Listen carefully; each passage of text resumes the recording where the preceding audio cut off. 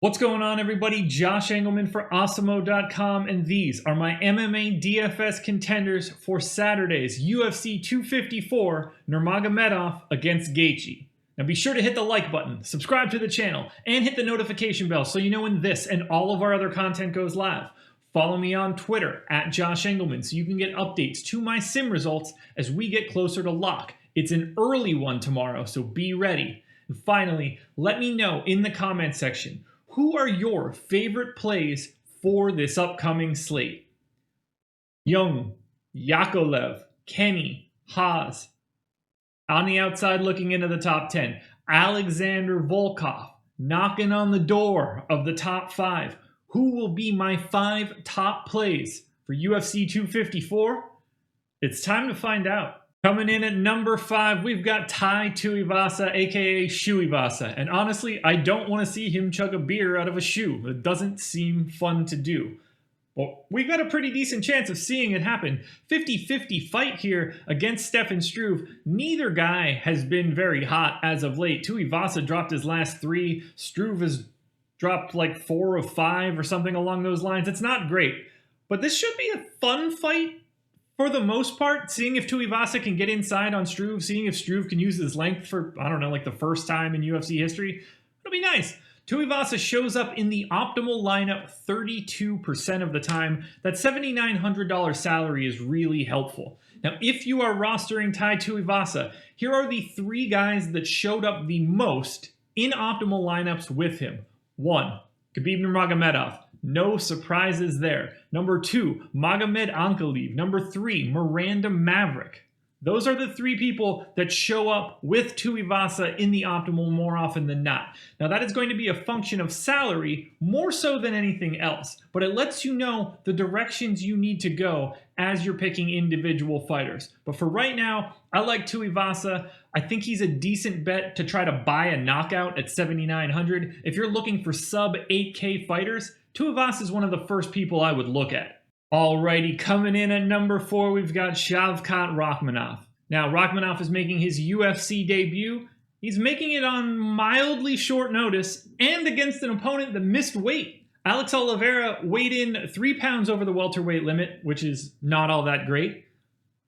A little bit better for Rakhmonov, though, I'm hoping. He's 7,700 and actually a slight favorite. So you're getting better than 50-50 odds for a fighter that is below the average salary. That is always helpful. 35% of the time, Rakhmonov showed up in the optimal lineup in my sims, and he has the exact same best pairs as Tai Tuivasa. That shouldn't be surprising. When you get to fighters that are sub 8K, more often than not, you're just going to get the people that win the most. And Khabib, Ankalaev, Miranda Maverick, they are very likely to pick up wins, which means they are the most likely pairs to 7K fighters. I really like Rakhmonov in this spot. The salary saved is huge. Definitely allows you to potentially get additional victories in your lineup. You just need to pay very close attention to his ownership. When you see people that have better odds than their price tag, we tend to see them rise a little bit further in the public ownership because they're more efficient to show up in an optimizer. So Rakhmonov might actually be the anti-optimizer play in a GPP, but if you're playing cash games for MMA, and particularly for this Saturday, Rakhmonov looks fantastic. Coming in at number 3, we've got Miranda Maverick. She is 9,300, projected for 82.5 fantasy points. Projected to win this fight 78% of the time. She is the biggest favorite on the entire card, and I'm not very surprised. She shows up in the optimal lineup 37% of the time based on my sims. Now, if she wins this fight, I expect her to win this fight by submission. Her submission prop for the fight, I believe, is plus 140 or somewhere in that neighborhood. I think she gets her out of there early. Joshua, I don't believe, is going to be able to hang here. Maverick drags her to the ground in the first round and strangles the life out of her. Best pairs, Ankalaev, Nurmagomedov, Rakhmonov. Haven't seen some of those names yet. I wonder who's coming in at number 1 and 2. Only one way to find out. Now, coming in number 2, Magomed Ankalaev.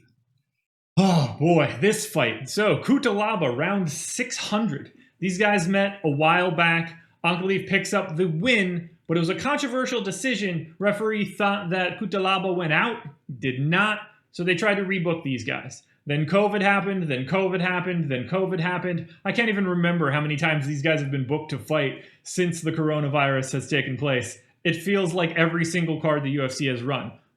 But it's not. And now, it seems like finally, this fight is going to happen again, and I don't expect anything to change. 8,900 for Ankalaev. Wins this fight based on the odds 74% of the time. He shows up in the optimal lineup 42% of the time because his salary is lower than all of these 9K people. I love Ankalaev here. We expected him to beat him the first time. He did. Controversially, I might add.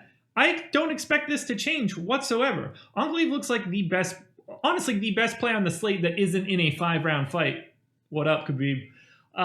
I see no way around it. 8,900 is too good of a price. There are too many people priced above him that don't have the same upside. Again, he's in the optimal lineup almost half the time.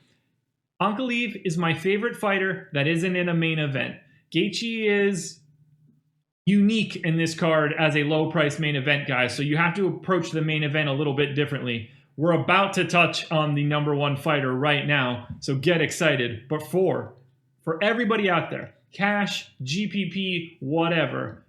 If you're looking for someone outside of the main event, Magomed Ankalaev is your number one pick for Saturday. And finally, coming in at number one, Khabib Nurmagomedov. Quite possibly the greatest fighter on the planet, but we shall see. For right now, 9,200, I expect a monstrous DK total in a victory.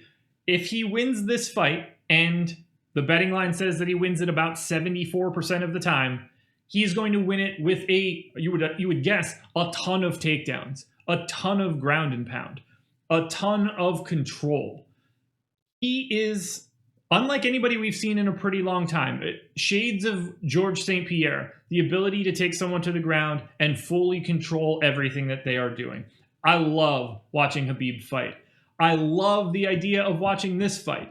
Because Justin Gaethje has legitimate, like, I don't know, what's even stronger than TNT? What's stronger than dynamite? This dude cracks. The fact that Tony Ferguson was even able to make it to the point that he did in that interim title fight is amazing. So he is a very much a live dog, and at that price tag, I am very intrigued by Gaethje depending on his ownership. But the betting line makes me feel like I want to temper my expectations. 74% is a big, big number.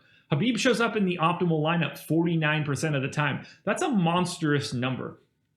There's not a lot of ways that Khabib wins this fight without having a pretty sizable DraftKings score outside of fluke endings to the fight. If he finishes him, if he takes him to a 5-round decision, Khabib is going to be in the optimal. I would be shocked if he is not. So, with that said, Khabib Nurmagomedov picks up another victory.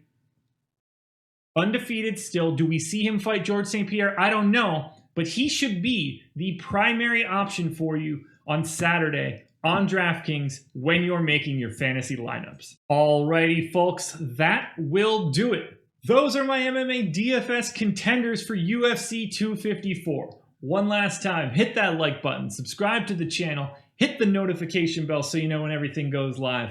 Follow me on Twitter at Josh Engleman. I will have sim results tomorrow morning because this bad boy is an early one. And finally, one last time, let me know in the comments section, who are your top fighters?